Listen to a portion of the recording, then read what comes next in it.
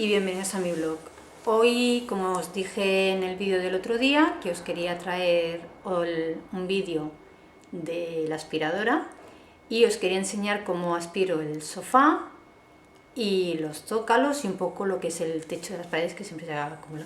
Perdonadme por la luz, pero es que no tengo las cortinas, que las he puesto a lavar, las tengo que colocar, bueno, las plancharé un poco y luego las colocaré.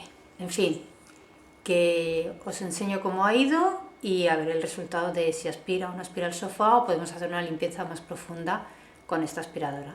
Así que vamos a por ello.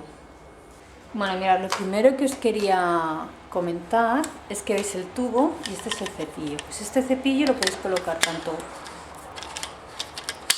aquí, que hace clac, lo sacamos, ¿vale? O también arriba lo podemos colocar. ¿Escucháis? Yo lo voy a dejar en esta manera porque como voy a aspirar el sofá, esto lo podemos poner así y esto sería como nos quedaría el aspirador en corto. Así que voy a empezar a aspirar el sofá. ¿Me acompañas?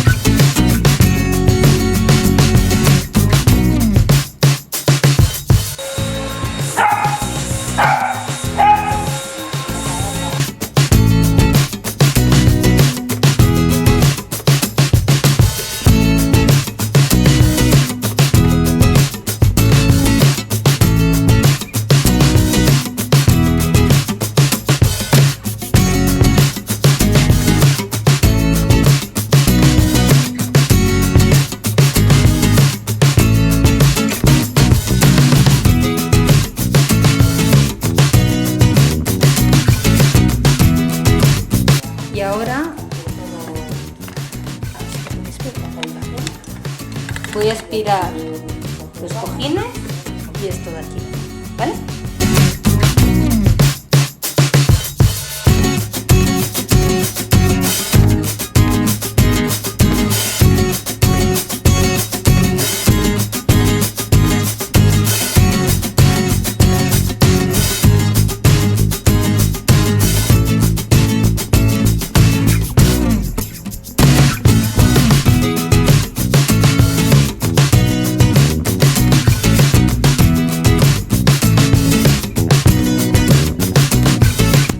Y ahora os enseño.